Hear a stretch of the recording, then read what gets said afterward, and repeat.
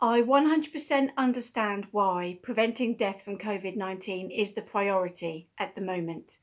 But there is a very important issue that simply isn't being talked about apart from by one doctor, Dr. Sarah Jarvis, on Radio 2 and on her own Twitter account.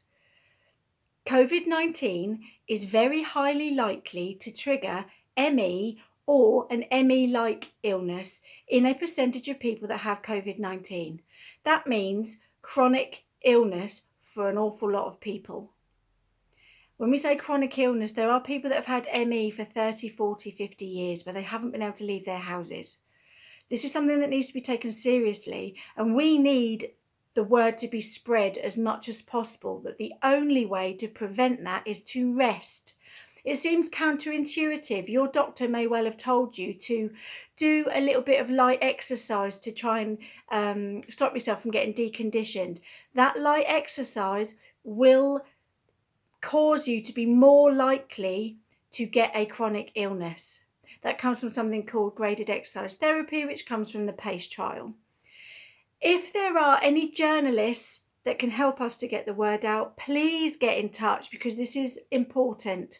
In 2015, the UK ME/CFS population were already a £3.3 billion economic burden. That will only go up the more people get it. There is limited help for patients. That will put an additional burden on the NHS. So you need to get the word out that the only way to prevent another crisis, but in the form of chronic illness, is to rest. That's the only way to prevent it.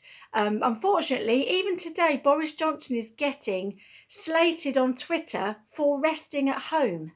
That's the advice that I would give anybody, whether you've had mild COVID-19 or you've been in hospital but recovered.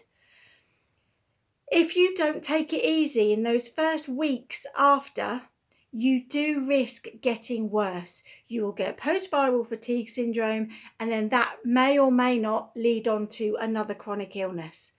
ME is a chronic, long-term, that's what chronic means, long-term disability, and I wouldn't wish it on anybody. And I'm frustrated that the media and the government and Public Health England aren't telling people about it. It's very highly likely. We could wait for the proof to show you, look at this research paper, this many people have gone on to get ME, but by then it will be too late. The only way to prevent it is to rest now.